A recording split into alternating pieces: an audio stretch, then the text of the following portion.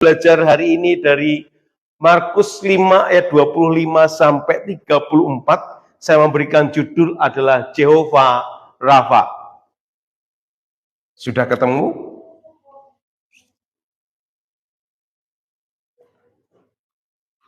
Markus 5 ayat 25 sampai 34.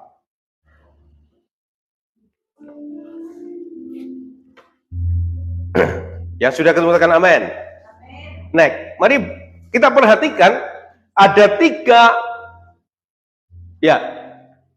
kitab Injil sinopsis. Yang pertama dari Markus, yang kedua dari Matius, dan yang ketiga dari Lukas.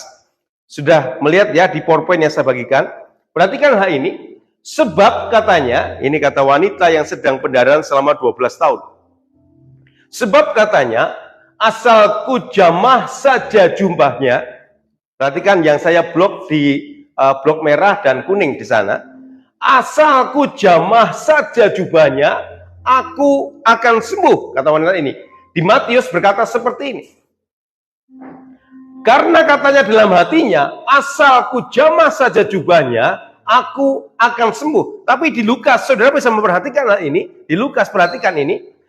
Ia maju mendekati Yesus dari belakang dan menjamah jumbai jubahnya. Dan seketika itu juga berhentilah pendarahannya. Ada sedikit yang unik, saudaraku. Wanita yang pendarahan 12 tahun ini, saudara sudah membaca kitabnya tadi ya? Sudah ya? Pasti akan hafal bagaimana ketika ketika wanita 12 tahun dia mengalami pendarahan. Dia berkata dalam hatinya, asal ku jamah apa, saudaraku? Di Matius dan Markus berkata apa? Halo? Asal apa? Dia berkata seperti ini. Asal ku jamah jubahnya, aku pasti sembuh. Dua penulis mengatakan seperti ini. Tetapi pada prakteknya, saudaraku, ternyata dia nggak bisa menjamah jubahnya. Dia ternyata hanya bisa menjamah jubahnya. Jadi di jubah orang Yahudi pada waktu itu yang bertugas jadi api itu di bawah jubah ada kliwir-kliwirnya, namanya jumbai. Nah, jadi rencananya, saudara, rencana wanita ini itu menjamah jubah Tuhan Yesus untuk kesembuhan dirinya. Tapi yang terjadi ketika prakteknya, saudaraku, saudara kan kalau mahasiswa atau semuanya kan punya teori sebenarnya. Tapi prakteknya terkadang sedikit berbeda atau sedikit ya target kita 100%, tapi terkadang meleset hanya 90%.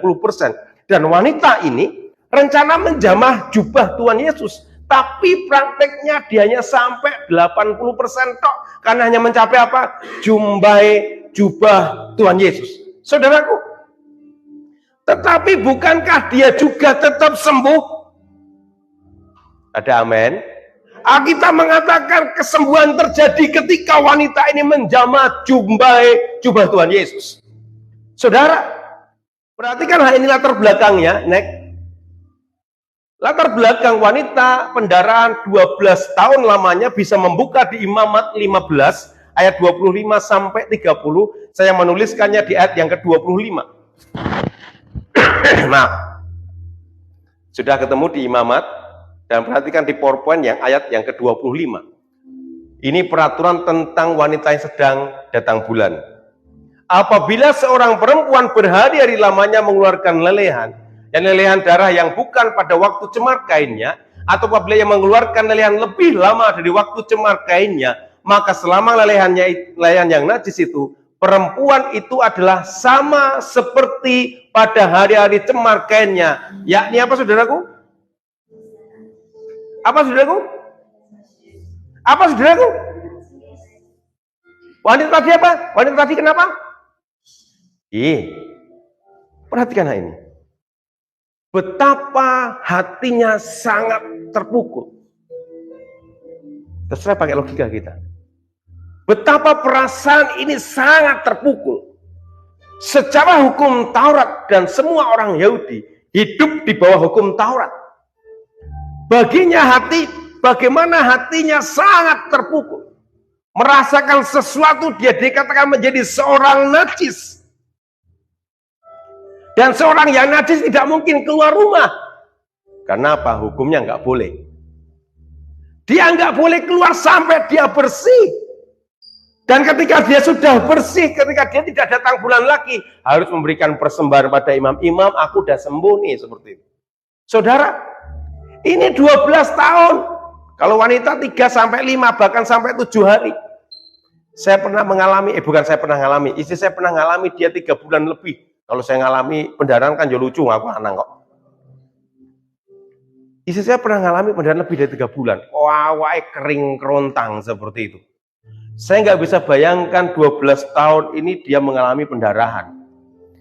Saya kan percaya Bu Yani yang kelemune kong ini kalau dia datang bulan 1 bulan, datang bulannya 1 bulan. Wes tuh aku yakin dia jadi kuru. Oh sedih lemes saudaraku. Apalagi 12 tahun saudaraku. Ini mengalami sesuatu yang luar biasa dan dia mengalami bukan datang bulannya. Dia dikatakan najis dan nggak boleh pada waktu itu keluar rumah berdekatan dengan orang saudaraku. Saudara bisa menangkap ini saudaraku ya. Dia menjadi orang yang najis pada waktu itu. Sama seperti orang kusta. Sama seperti orang sedang tidak baik, sedang cacat dan sebagainya dianggap najis. Saudara, bagaimana perasaan wanita ini? Ketika dia berkata, Tuhan asalku jamah saja jubahnya, aku sembuh. Prakteknya 80% ternyata. Dia hanya bisa mencapai jubah Yesus. Saudara, saya terkadang bisa memahami bagaimana perasaan seorang wanita ini. Ketika 12 tahun, dia mengalami najis. Saya berikan 2 bagian hari. Wanita ini tahu tujuan. Kenapa tujuan? Ketika dia tahu bahwa dirinya sedang najis.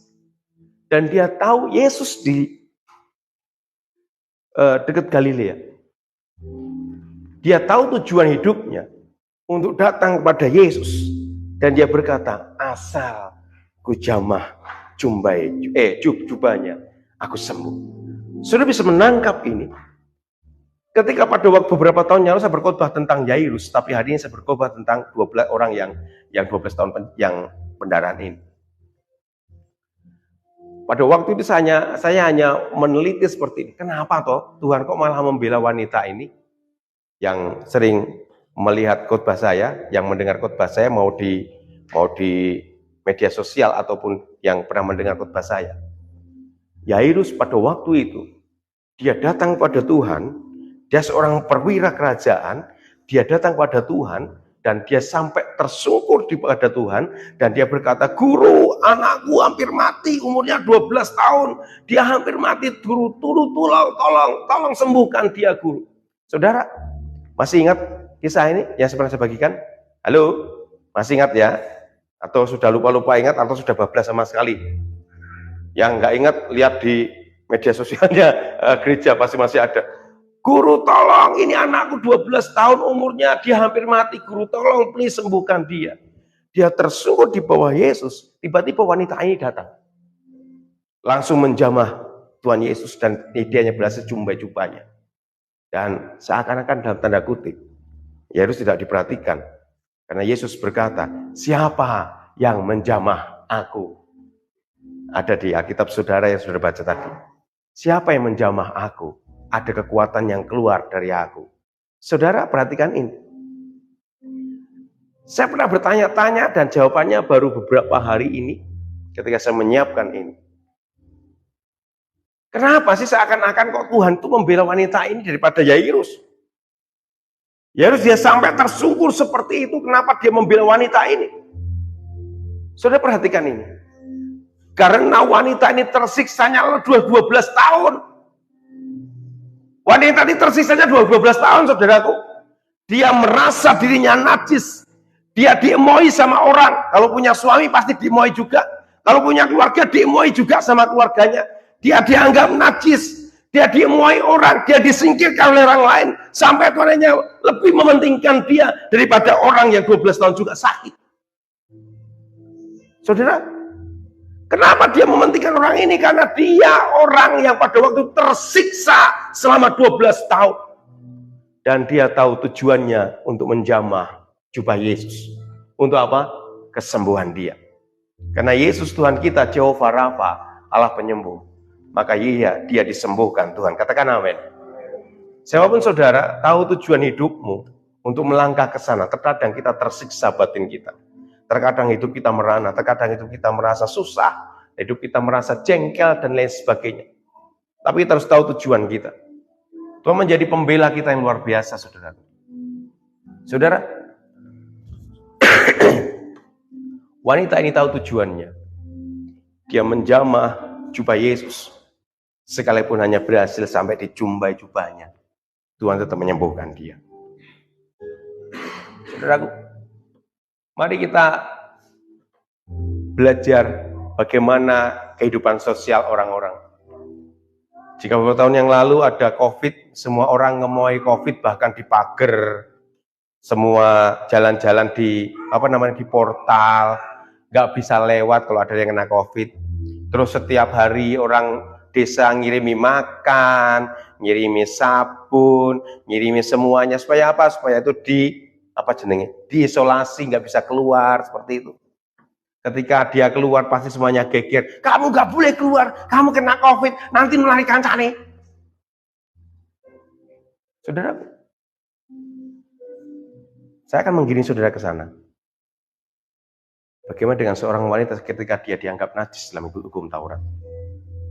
Ketika dia emoy sama orang, ketika dia datang, kliti. Ini bukan kliti Jogja, tapi kliti datangnya seperti itu. Dia datang ke sana, ketika dia menjamah jubah Yesus. Perhatikan hal ini. Ketika ada saudaranya, loh kok dia sedang najis, bubar, najis dia najis. Saya meyakini bahwa pada waktu itu semua orang yang mengikuti Yesus bubar. Karena apa? Karena nggak mau berdekatan dengan orang yang sedang najis. Menangkap ini? Terkadang banyak orang ngemoy dia. Banyak orang tidak mau bertemu dengan orang najis. Karena hukum Taurat. Karena peraturan. Bahkan keluarganya. Suaminya. Kalau dia punya suami kan tidak tuliskan. Atau mungkin anaknya. Keluarganya semua, orang tua, kakaknya, adiknya, semua ngemoy orang najis. Tapi ingatlah baik-baik, Yesus tidak pernah menolak orang yang dianggap najis oleh hukum Taurat. Yesus tidak pernah menolak orang yang dianggap najis oleh orang lain. Yesus tidak pernah menolak orang yang berdosa selama dia mau datang pada Tuhan Yesus. Yesus tidak pernah nolak. Ketika dia di bawah hukum Taurat, dia dianggap najis. Tapi Yesus menerima dia dan menyembuhkan dia. Karena dia tahu tujuan hidupnya datang pada Tuhan untuk sebuah kesembuhan sakitnya. Saudara dan saya, ketika banyak orang ngemoy kita, ketika orang lain mungkin menolak kita, ketika orang lain mungkin no way, kamu gak bisa apa-apa. No way, kamu najis. No way, kamu berdosa. No way, kamu ngapain yang bisa kamu perbuat? Terkadang orang berkata seperti itu pada hidup kita. Tapi Yesus tidak pernah menolak saudara dan saya, katakan amin. Keadaan apapun hidup saudara dan saya tidak pernah ditolak sama Tuhan. Datang pada Tuhan, tahu tujuannya bahwa kita datang pada Tuhan itu sebuah penyembahan yang benar kepada Tuhan. Saudara, ingatlah bahwa Tuhan Yesus tidak pernah menolakmu. Apapun engkau, Yesus tidak pernah menolak engkau. Karena dia tahu saudara membutuhkan hadirat Tuhan dan lawatan Tuhan. Ada amin. Saya mau disembuhkan Tuhan. Saudara mau disembuhkan Tuhan. Amin. Memang sakit Pak seperti itu. Dia tanya seperti itu ya. Memang sakit. Terkadang yang sakit ada kantongnya yang sakit, pikirannya yang sakit, flu, batuk, dan lain sebagainya, hatinya yang sakit karena luka, dan banyak hal yang sakit, bahkan kita dianggap gak punya apa-apa. Ingatlah baik-baik, Yesus tidak pernah menolak engkau, tapi Yesus menerima engkau dengan satu tujuan penyembahan yang benar kepada Tuhan Yesus. Amin. Coba tengok kanan kirimu, katakan Yesus penyembuhmu, seperti itu. Haleluya. Anggap ini. Kenapa Yesus begitu memperhatikan wanita ini? Jika orang yang 12 tahun sakit hampir mati, dia sakitnya baru saja. Tapi wanita pendarahan 12 tahun dia pendarahan. Dia kering kerontang. Dia tersiksa batinnya. Dan dianggap najis 12 tahun namanya. Wow. Ketika saya membaca ini, dan menemukan ini, saya sampai merinding. Betapa hebat Tuhan kita. Dia menerima kita dalam keadaan apapun. Sebanyak orang menganggap kita, mungkin kita najis bibit dan semuanya. Kita dianggap tidak punya apa-apa, kita diemoi oleh banyak orang. Tapi Yesus tidak pernah menolak kita. Wanita ini tidak pernah ditolak sama Tuhan. Saudaraku, buktinya dia disembuhkan Tuhan. Karena Yesus adalah Jehovah Rafa. Yang kedua, yang terakhir. Enak atau nak saya khotbah? Cepat. Tapi kena enggak saudaraku? Halo? Kenapa? Yang kedua, dia berani dengan terobosan. Saudara, maaf. Setiap orang itu punya persaingan hidup. Dan setiap orang ketika dalam bisnis dia punya persaingan bisnis. Ketika dia mahasiswa, dia juga punya persaingan antar mahasiswa. Mau mahasiswa teologi, mau mahasiswa psikologi, apa mana ya? Apa sing kasih lali aku? Mau komunikasi, mau semuanya, Mas Haji apa ya? FTI dan lain sebagainya pasti punya persaingan antar mahasiswa untuk memberikan yang terbaik. Terkadang fokusnya kepada nilai, saudaraku. Nah, wanita ini dia tahu sebuah terobosan. Dia tahu bahwa dirinya itu orang yang dianggap najis di bawah hukum Taurat. Dia tahu bahwa semua orang pasti ngemoi dia. Dia tahu bahwa apa yang dia lakukan itu pasti ditolak mentah-mentah oleh orang. Tetapi dia tahu terobosan dalam hidupnya adalah menjamah jubah Yesus. Karena apa? Alkitab mengatakan di dalam Lukas, di dalam Markus, banyak sekali tabib-tabib yang datang. Dia datang pada tabib, banyak juga tabib yang datang, tidak bisa disembuhkan. Banyak, mungkin bisa paranormal juga mungkin saudaraku ya, tabib-tabib itu. Banyak dukun, paranormal itu dukun, ya benar ya. Banyak paranormal, banyak dukun, banyak dokter, banyak semuanya datang atau dia datang pada mereka, tapi tidak bisa disembuhkan. Saudaraku, terkadang hidup kita juga sama. Terkadang kita melangkah ke sebuah bisnis, terobosan sudah, bukan terobosannya, metode sudah dilakukan banyak hal. Dengan cara yang baik dan tidak baik. Dengan cara yang mungkin ya dianggap aneh-aneh seperti itu. Tapi nggak berhasil. Tapi sebuah terobosan sama wanita ini. Ketika dia tahu ada Yesus di sana. Terobosannya adalah asal aku jamah jubahnya, aku sembuh. Dia nggak peduli orang lain. Orang lain pasti dia tahu pasti akan marah dengan dia. Dan saya meyakini, ketika dalam Lukas, Yesus berkata, siapa menjamah jubahku? Aku merasa ada kekuatan keluar dari diriku. Petrus berkata, Guru, ini orang banyak berdesak-desakan. Guru kan tahu, pasti desak-desakan itu kalau menjamahkan itu sesuatu hal yang lumrah. Ya mboten. Nak nonton wireng, nonton wayang, nonton toprak, nonton apa nih? Reok, apa nih? Sing tonton dangdut, kira-kira sing nonton di sini jaraknya 1 meter enggak? Kira-kira ini. Atau nonton Franky Kuncoro Mambengi, jaraknya 1 meter enggak? Nah, neng kursi mungkin saudaraku ya.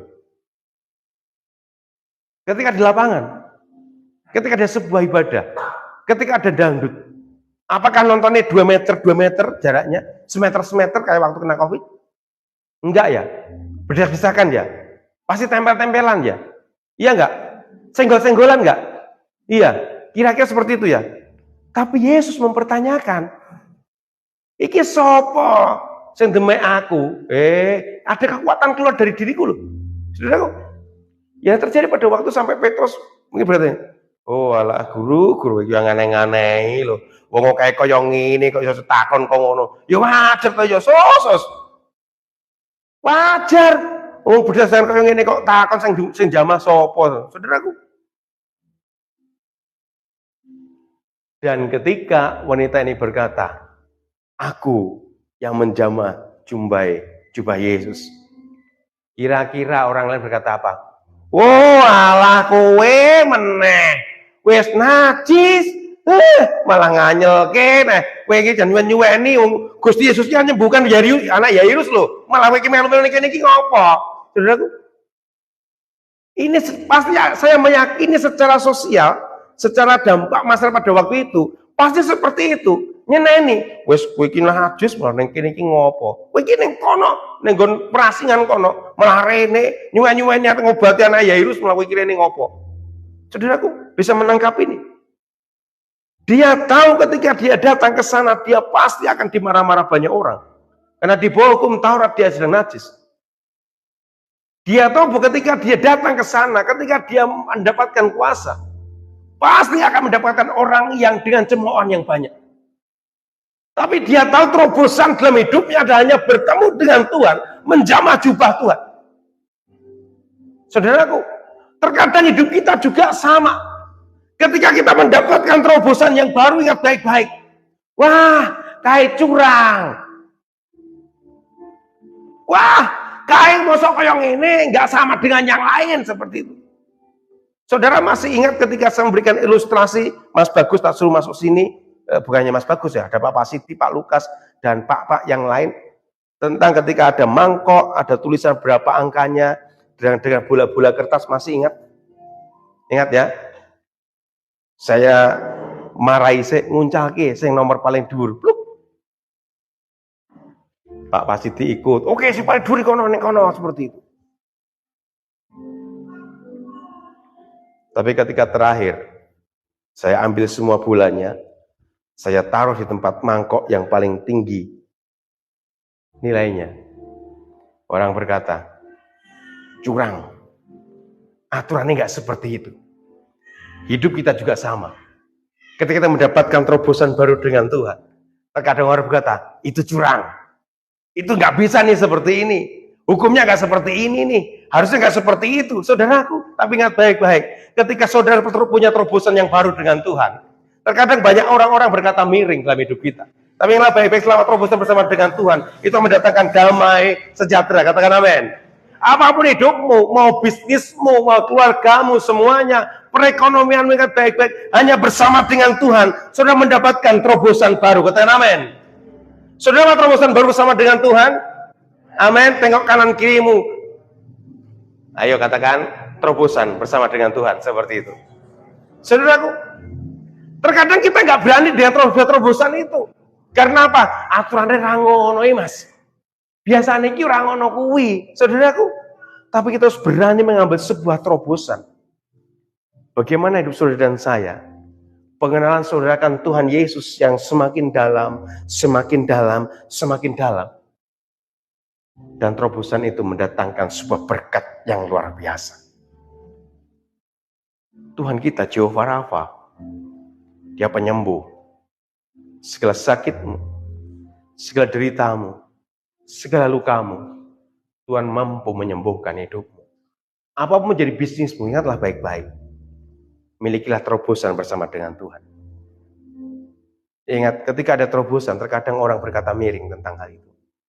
Tapi selama engkau bersama dengan Tuhan, Tuhan akan berikan terobosan baru, terobosan baru, terobosan baru, terobosan baru.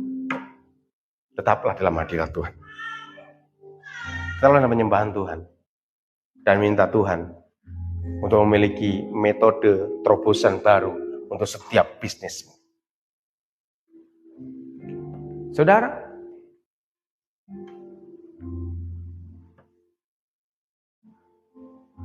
teruslah berharap pada Tuhan. Jika wanita ini yang sudah dianggap najis di bawah hukum Taurat, semua orang ngemoy dia, menolak dia, tapi Yesus tidak pernah menolakmu. Semua usaha dia lakukan, bahkan mungkin semua tabib, semua dukun dia datangi untuk sebuah kesembuhan, semuanya nggak mampu. Tapi ketika dia tahu ada Yesus, Dia tahu tujuan hidupnya untuk sebuah kesembuhan. Dia tahu tujuan hidupnya dengan terobosan yang tidak pernah mempedulikan orang lain yang berkata miring. Dia datang ke sana dan mendapatkan kesembuhan. Dan perhatikan ini. Bukankah Yesus ada di hatimu? Katakan amin. Bukankah Yesus ada di hatimu? Dan kau harusnya tahu tujuan hidupmu. Sebuah penyembahan yang benar. Engkau tahu sebuah terobosan bersama dengan Tuhan. Setiap pekerjaanmu, setiap hidupmu, setiap keluargamu, sampaikan pada Yesus. Karena dia hanya sejauh doa dalam hidupmu. Dia ada dalam hidupmu. Jika pada waktu lampau, semua orang datang pada imam, itu sebuah penyembahannya. Tapi sekarang Yesus ada dalam hatimu. Roh Kudus ada dalam hatimu. Sampaikan itu setiap tujuan hidupmu pada Tuhan. Setiap terobosan-terobosan hidupmu pada Tuhan. Maka Tuhan akan menjawab engkau. Musim boleh berganti. Waktu boleh berlalu. Tapi kasih Tuhan tetap abadi dalam hidupmu. Mari berdoa. Tuhan selalu menolongku. Ya selalu menolongku.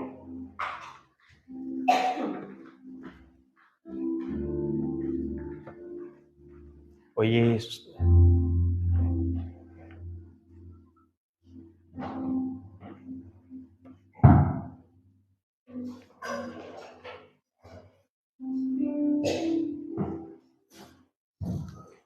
Mari renungkan firman Tuhan ini. Yesus sudah ada dalam hatimu. Sampaikan pada Yesus.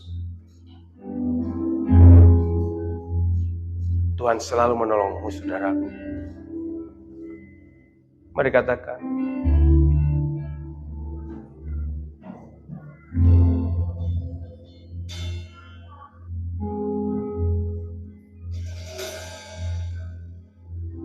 Musim akan selalu berganti.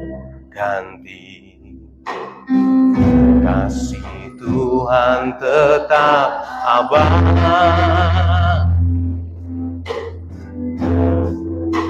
Tak akan berubah sampai selamanya.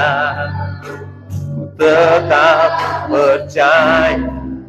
Oh, ya Tuhan memberkati.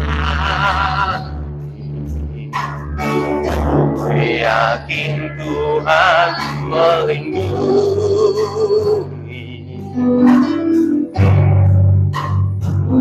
Di udara Tuhan pelihara.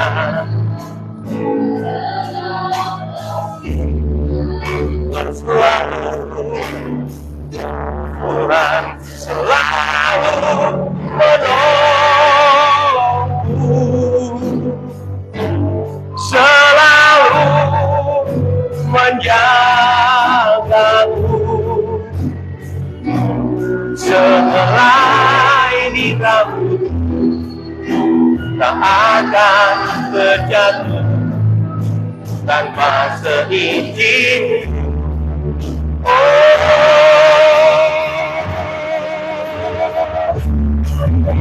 Menolongku, selalu menjagaku. Dia mengerjakanku dan peliharaku seumur hidupku. Saudara, kenapa Yesus lebih mementingkan wanita yang 12 tahun pendarahan? Karena dia tahu 12 tahun dia sudah tersiksa, dianggap najis di bawah hukum Taurat. Dia nggak bisa bertemu oleh banyak orang. Keluarga menolak dia, semuanya menolak dia untuk bertemu dengan dia karena dia sedang najis. Tapi dia tahu tujuan hidupnya adalah menjamah jubah Yesus untuk sebuah kesembuhan.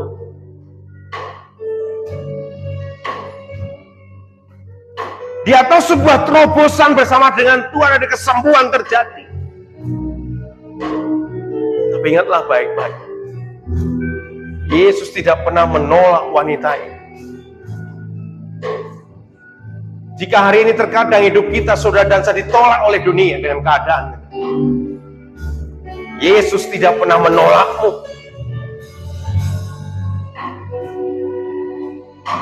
Jika keluargamu terkadang ada yang menolak engkau dengan sikap dan banyak hal, Yesus tidak pernah menolak engkau.